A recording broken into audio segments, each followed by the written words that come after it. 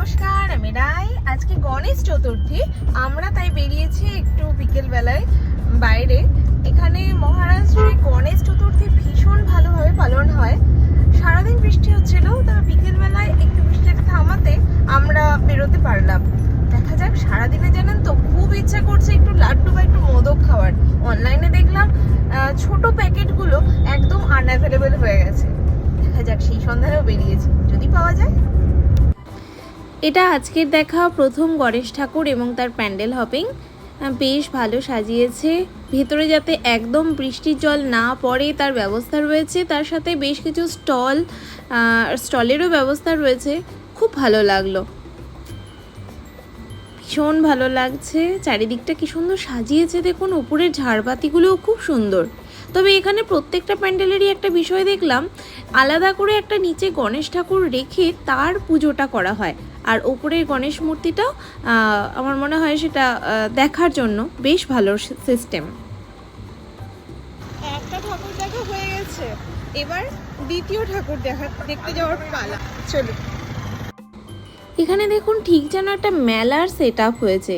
বাচ্চাদের জন্য বেশ অনেক রকমের রাইডসের ব্যবস্থা রয়েছে। এখানে এই ফাউন্টেনটাও বেশ ভালো লাগছে দেখতে। চলুন ভেতরে যাওয়া যাক। গেটটা কি সুন্দর সাজিয়েছে তাই না? নিচের কার্পেটটাও বেশ কালারফুল, ভালোই লাগছে।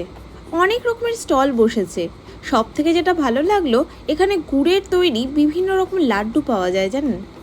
গণেশ ঠাকুরটা দেখুন, দেখলেই মন ভরে যাচ্ছে না? খুব সুন্দর লাগছে। এখানেও দেখুন নিচে একটা আলাদা করে গণেশ ঠাকুরের পুজো হচ্ছে।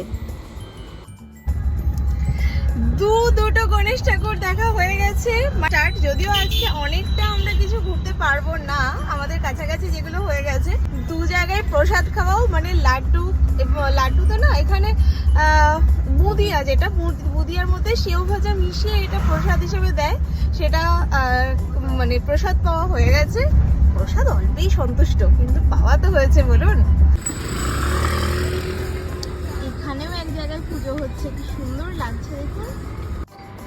এটা 3 নম্বর একটা ছোট্ট গণেশ ঠাকুরের পুজো হয়েছে।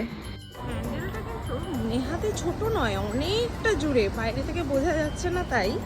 চলুন এবার সোসাইটির ভেতরের পুজোটা দেখি। বাইরে বেশ বৃষ্টি শুরু হলো, বেশ ভালো হয়েছে বলুন, ছোট্টর মধ্যে।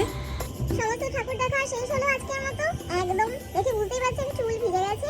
আমি এসে শুধুমাত্র পাটা ধুয়ে বিধ্বস্ত বিছানায় এসে একটা ছোট্ট ভিডিও বানাচ্ছি। টাটা।